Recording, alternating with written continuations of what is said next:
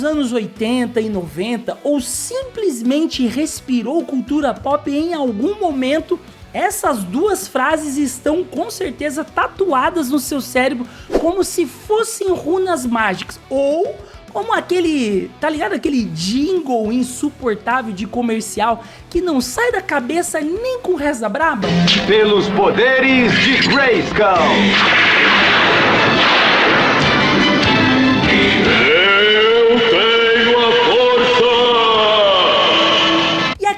Nasce a pergunta que atravessou gerações, sobreviveu aos fóruns de internet de escada e causou brigas em mesas de bar. Por que o He-Man luta pelos poderes enquanto a She-Ra luta pela honra? Pergunta legítima, cara.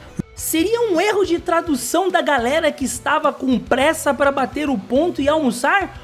Ou, falta de continuidade de roteirista que tomou muito ponche batizado em Eternia? Ou será que existe algo muito mais profundo escondido nesse castelo do que apenas uma ponte levadiça e um tigre verde de armadura que claramente precisa de uma sessão intensiva de terapia e um gardenal de 100mg? Hoje, meus queridos, aqui no canal Geek Raiz, a gente vai abrir os portões de Grayskull sem nostalgia cega, sem achismo de quem só conhece o meme do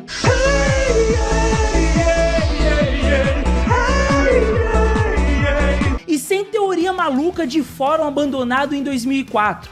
É contexto puro, bastidores e a mitologia que faz de Eternia e Etéria lugares muito mais complexos do que um comercial de boneco de 30 minutos disfarçado de desenho animado. Prepare o seu cafezinho ou o seu energético de procedência duvidosa, porque a verdade sobre esses dois lemas vai mudar o jeito que você olha para a sua estante de colecionáveis. Fala galera raiz, hoje vamos ser bem sinceros aqui e descer do pedestal da nostalgia apenas por um segundo.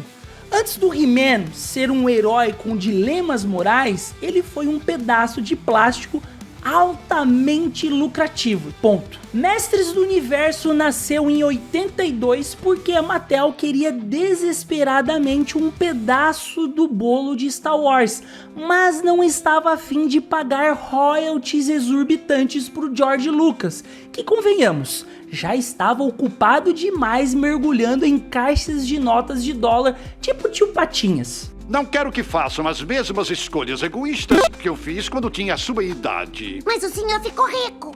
Rico porque fui egoísta. A gente também quer ser rico e egoísta. O resultado foi Eternia, o lugar onde o design de produção parece o resultado de um surto psicótico coletivo. É espada, é laser, é magia, é tecnologia, ou tecnologia. Tecnologia! E ninguém, absolutamente ninguém, questiona o fato de um vilão que é literalmente uma caveira de sunga roxa ter o abdômen mais definido que muito atleta de crossfit que vive de whey e gratidão. Nossa! O desenho da Filmation veio logo atrás, meus queridos, com a missão Hérculia de dar alma para pedaços de plástico que mal paravam em pé na prateleira. E no centro desse Big Bang de marketing estava Grayskull. No começo, sejamos bem honestos aqui, o He-Man era só o cara forte. A ideia de poder era a coisa mais literal do mundo. Não era sobre filosofia, era sobre quem conseguia jogar a pedra maior na cabeça do outro ou quem tinha o bíceps mais desproporcional ao tamanho da cabeça. Era o auge da era testosterona e plástico, onde o poder se media em centímetros de braço.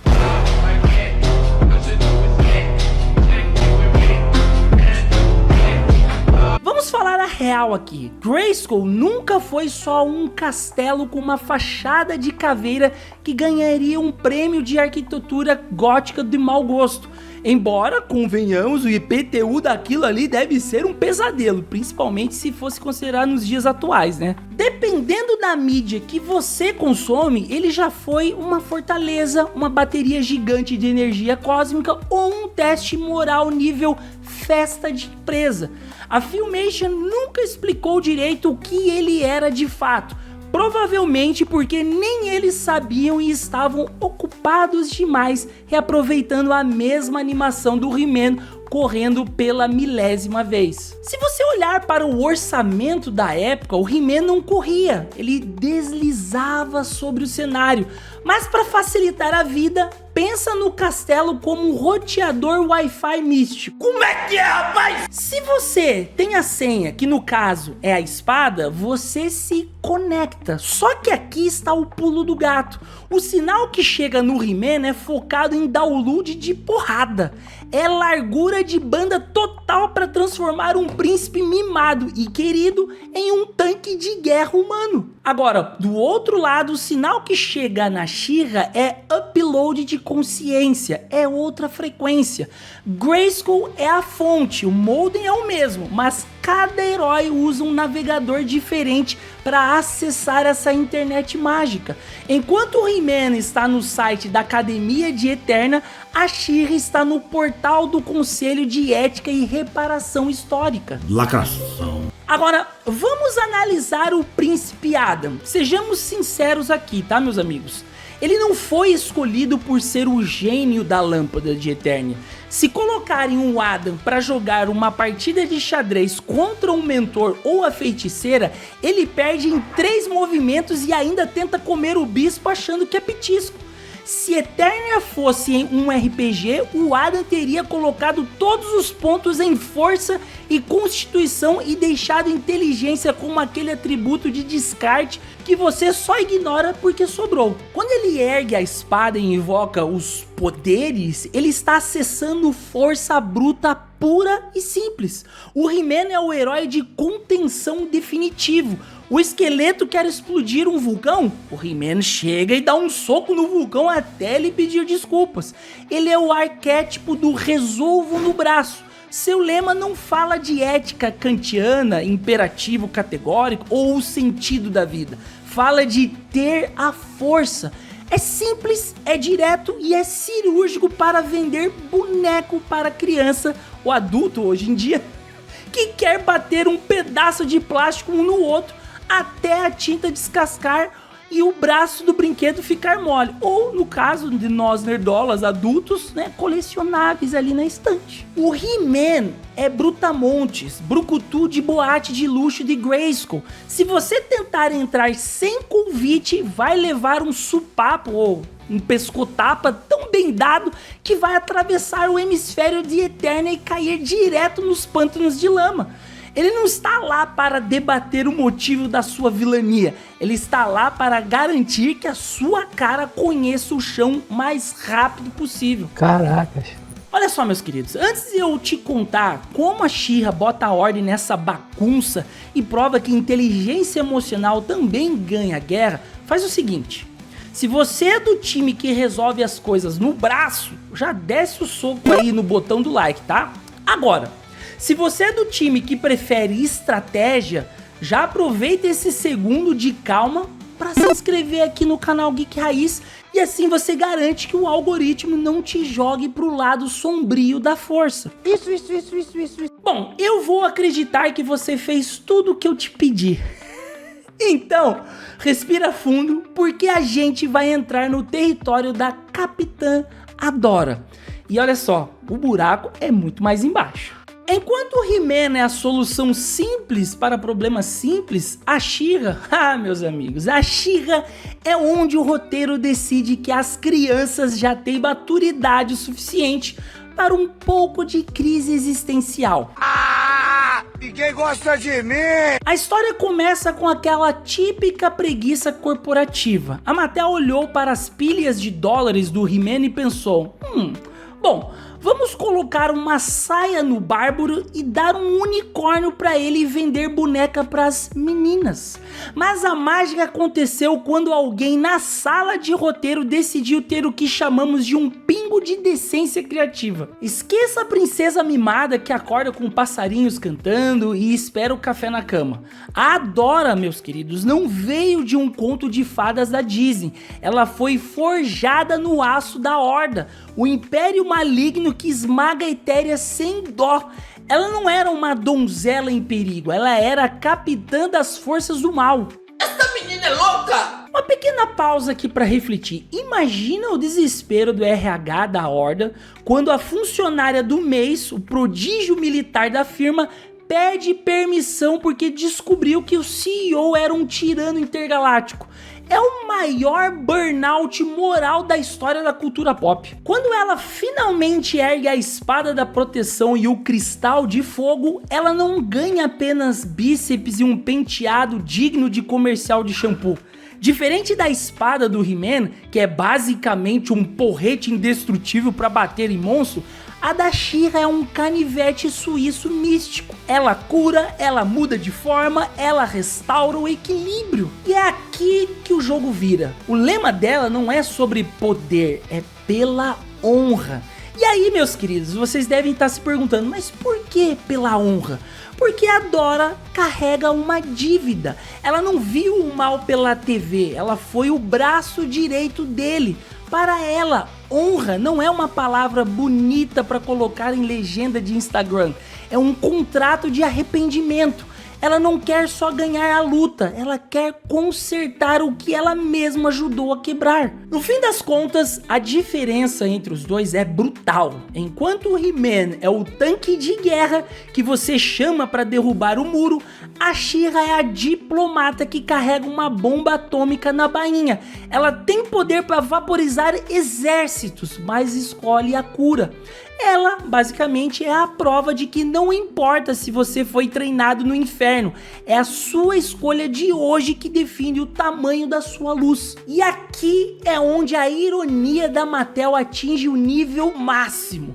Se você olhar de perto, o He-Man é o herói do privilégio. O cara já nasceu no castelo, é o herdeiro legítimo e representa o poder concedido a quem já é do bem desde o berço. Adam é basicamente o privilégio em forma de bronzeado e espada de aço. Já a She-Ra, ela representa o poder merecido, é o poder de quem teve que olhar no espelho, reconhecer que estava do lado errado da história e teve o culhão de mudar de lado. Enquanto um protege a estrutura física do mundo, a outra protege a alma das pessoas. Bom galera, vamos fazer uma pequena analogia aqui, vamos trazer para o nosso mundo real. Se o castelo de Grayskull fosse uma grande empresa, a hierarquia seria bem óbvia, né? O He-Man é o diretor de segurança, o cara que garante que ninguém invada o prédio. A She-Ra é a diretora de compliance e ética, a pessoa que garante que a empresa não se perca no caminho. E sejamos honestos aqui, sem o He-Man o prédio cai, mas sem a She-Ra a empresa vira uma ditadura maligna com logo de caveira em menos de uma semana. Verdade. É uma dinâmica complementar, meus caros. O He-Man é a força bruta que para o soco no meio do caminho, mas a She-Ra é a voz que explica com toda a autoridade de quem já esteve no fundo do abismo, porque aquele soco nunca deveria ter sido dado. No fim das contas, o He-Man mantém o mundo de pé, mas é a She-Ra quem faz o mundo valer a pena ser salvo. Nada mal, né, galera, para um personagem que só deveria vender bonecas. Faz sentido. Vemos versões do He-Man que perdem o controle do poder e viram máquinas de destruição, o que prova que ter a força sem freio é um perigo para o seguro de vida de qualquer cidadão de Eternia. Já na She-Ra, o foco é sempre o peso de honra. Nas HQs da DC, a jornada dela é muito mais sombria, lidando com o trauma de ter sido uma vilã. Isso mostra que a diferença dos lemas não foi um erro de estagiário, mas uma construção de personagem que faz sentido. He-Man é o ideal do que queremos ser, fortes. She-Ra é o ideal do que deveríamos ser, justos. Se você acha que isso é só teoria de fã, é porque ainda não abriu as HQs. Nas histórias em quadrinhos, onde os roteiristas têm mais liberdade e provavelmente tomam doses cavalares de café, essa diferença entre eles é explorada até o osso.